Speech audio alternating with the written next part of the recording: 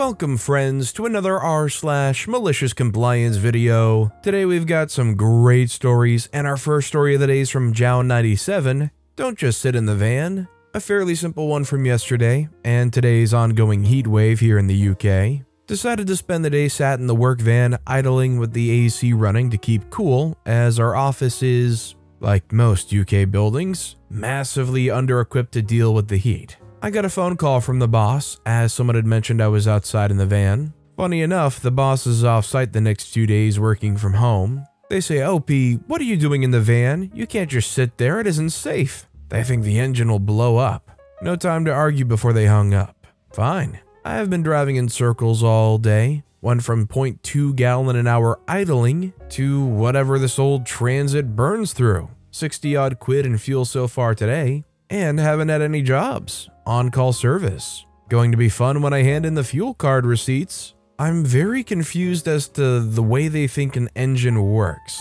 If the engine doesn't ever blow up while you're under load, like as in when you're moving the vehicle and driving, going 100 miles an hour if you want to, or 160 kilometers an hour, then what is the logic behind thinking that it will blow up when it's sat idling? You know, under a very basic load. That said, do you guys think that OP's a jerk, heatwave be darned, that when the boss calls up and says, you can't just sit in the van, that OP chooses to just drive the van around and waste money instead of deal with the heat of the building, and then intend to charge the company for that? Let me know if you think OP is a jerk for that or not in the comments down below. Our next story is from VV Tech, recent COVID and my work. So a couple weeks ago, right around the Independence Day holiday, my fiance and I weren't feeling the best. No big deal to me, just a bit under the weather, but she had it worse. She started worrying about it a bit, and with working healthcare as a receptionist at an urgent or acute clinic, deals with a lot of people worrying still about having COVID. So Wednesday, she decides to do an at-home test for herself. Lo and behold, she tests positive and texts me about it to see when I get off of my second shift job. Now for me, I work 6 days a week for a food manufacturing company that is perpetually short-staffed. Bad enough that I've been doing 2 people's jobs for the past 3 or so months, but at least getting paid accordingly, made sure of that, and with product that apparently the world cannot get enough of. So anyways, I got home and she just about pins me into my chair to give me the nose swab test. Not really, we were just clinging to our dorky sense of humor while being sick. Test says it takes up to 15 minutes for results, but it's already shown as quite positive after only 2 or 3 minutes. Fine, I've caught the darned bug. So I call in to verify what the current policy is with a third shift supervisor, who can't recall since it's changed a few times. It's an HR problem at this point. No big deal for me. I'll call in the morning to check in with them. After talking over the phone, they tell me I have to come in to do a confirmation test with the in-house visiting nurse. Cool, I'll come in at 11 AM for this test to make them happy when I have a 1 PM shift start. No malice yet, just covering my butt and trying to do the right thing. I come in the door after badging in, and as soon as the receptionist sees me and is fully aware of what I'm there for, she immediately directs me back outside into my car. Fault of the HR guy, he didn't give me much direction. I took no offense and waited in my car for the nurse to pop out to do the test. I get swabbed like an Egyptian mummy again, and she lets me know that she'll let HR know and give me a call with the test results within the next 20 or so minutes. Yet again, results are back lightning fast, and we get a call within 3 minutes. Fiance and I were watching a cool video I wanted to show her in the car before leaving with how long it'll take for the setup for our trip this fall to a Rammstein concert we're going to. She didn't believe me that it takes a whole week to set all of that up this year, even with a miniature army just for that, saying I'm definitely quite positive and to head home. HR will discuss with me what's going to happen from that point forward. So head HR guy calls and we have a discussion about what's going to happen, contact tracing, all of that paperwork stuff. Now, due to policy with starting symptoms on Tuesday, I would be mandatorily off work for the rest of the week, 5 days, and to see how I feel for the next 5 days. Masking up for the 5 days I would be back. Unfortunately, COVID pay had ended a few months ago, but at least there would be no attendance points against me for the entire time gone due to COVID. Cue malicious compliance. Just a day later of rest and fluids, I'm feeling fine enough. I focus on helping my fiance feel better and just try to work on housework we've neglected while feeling under the weather. Monday morning rolls around and I feel just fine, but just not like going in. Again, mandatory 6-day work weeks are standard still, so I shrug, say screw it, and dial up the automated call-in system to report, nope, not coming in, I'm sick. Fiance learns about it and tries to be upset with me since it's not like me to call in sick when I'm not, but she can hardly be upset when she realizes I'm staying home to spend time with her. Once that sets in, I go and open up the box for the small inflatable pool that I got before everything started and got it all blown up and filled up.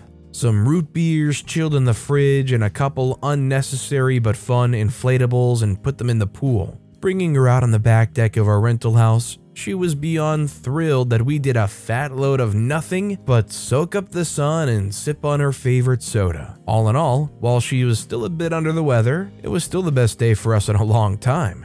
While Tuesday still would have been sanctioned had I chosen to call in, the only problem was that I wasn't getting paid this whole week, so I did end up going back in. But the company saying no penalty for this round of sick time? Heck yes, I'll take it and sleep darn good. In the end, HR didn't care I called in on Monday, but I wasn't paid, and here we are a few weeks later dealing with just another regular day of stuff going wrong and losing a drunk employee on top of it all. Side note, boss was none too thrilled as I called him directly on that first day, as HR was already aware of my absence. I didn't have to do any calling in those first few days.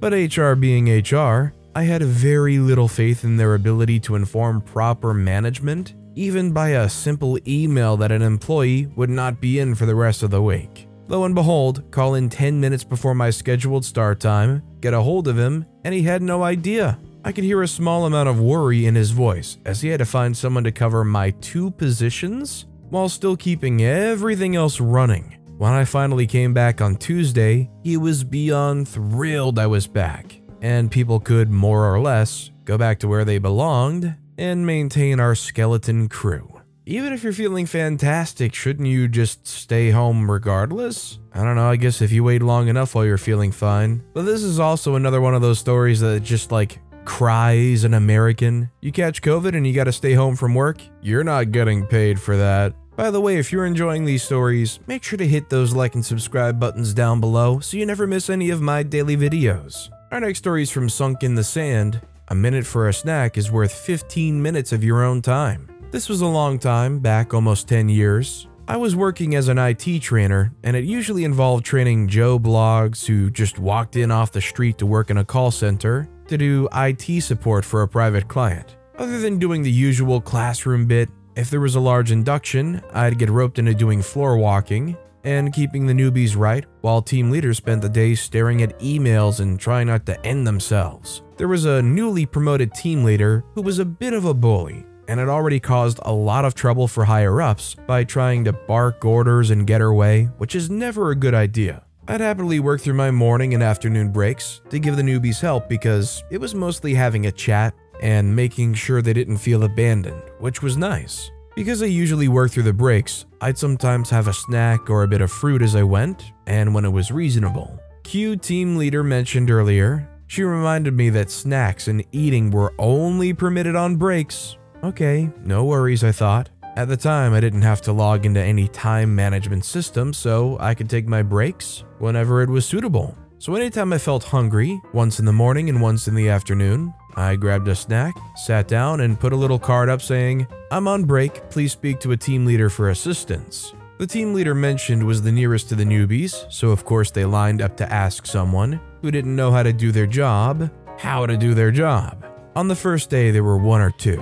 The second day, the queue grew. The third day, the team leader asked when my breaks were, and I had to advise her it was when the business need was sufficient that I could adequately take my break without causing detrimental impact to the daily operations.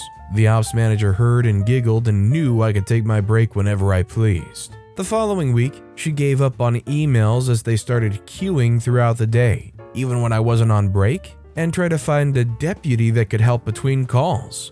Not long after that, I got bored of the role and moved sideways to second line support, and got to keep helping the newbies and oldies while playing with more complicated stuff. I also got to have fun sending tickets back to the team leader with technical explanations as to why they were wrong, and on a few occasions requesting escalations speak to them via their manager as they were wasting second line's time.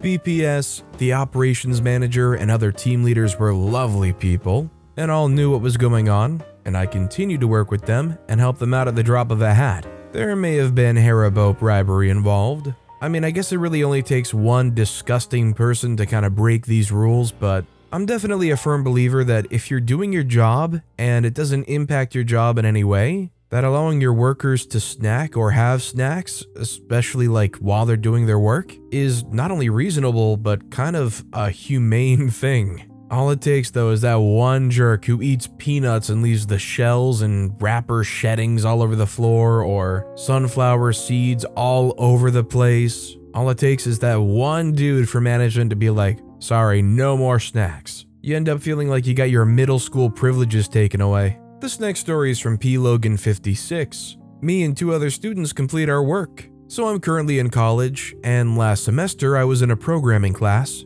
Java and C++.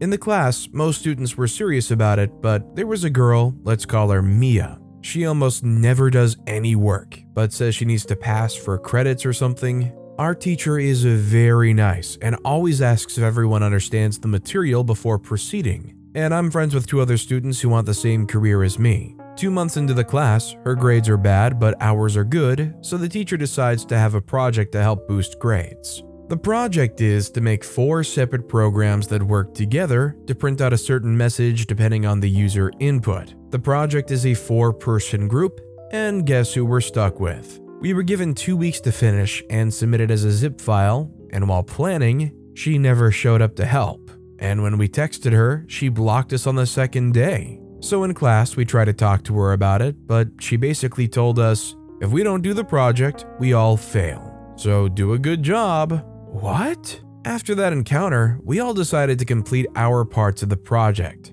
and told the teacher about how she's not helping, but not to talk to her about it because we were gonna give her a chance to help out. Spoiler alert, it never happened. The 2 weeks passed and we turned in our 3 programs about 3 days prior. And when the teacher handed out the grades, she had a freaking meltdown. She came to us demanding to know why we got A's but she got an F. Our teacher calmly asked her to send him her program and he'd fix her grade. She had a bunch of excuses, even going as far as saying the 3 she turned in were hers and we just took credit for them. So he asked her to explain it, how the programs worked. She couldn't. He then scolded her for non-participation, blaming others, lying, etc. It ended with him asking her why she even took the class, as she could have taken another class that was more appropriate for her pathway. She shut up after that and dropped out of the class before the academic penalty period. Me and my friends passed the class, and we're all taking a new one in the fall. Hope I don't see her again.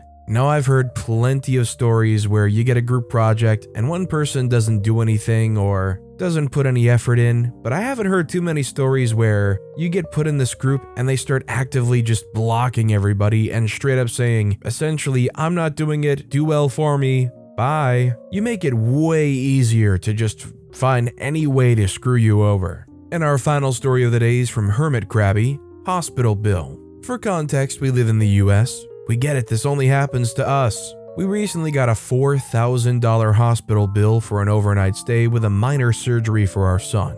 This was after our insurance paid $16,000. We got our secondary insurance to pay an additional $1,500, but had $2,500 left out of pocket. What now? Well, the hospital has a financial assistance program. We qualify. Hooray, right? Not right. They find out we have an FSA. Basically a credit card that can be only used for medical expenses. They want to wipe out the FSA before they'll look at our income. The FSA should really count as part of our annual income, but alas, my husband is pretty resigned to this and ready to fork over our whole FSA, but I'm pretty salty about it. We have a decent amount left on the FSA, but this is for all of our appointments for the year. We only have weeks to pay this bill or have it sent to collections. So, not enough time to schedule a bunch of necessary appointments. I am determined not to let the entirety of this thing go to the hospital because I know if they looked at our income, the rest of the bill would probably be dropped or significantly reduced. What to do? I bought every FSA eligible item I could think of on Amazon that we may need over the next 6 months. Took about half of the FSA out in a week, just in time for our final notice, collections or payment plan. We pay with what we have left of the FSA, and then they finally run our numbers. Cue call that the rest of the bill is indeed dropped, because we qualified for the reduction.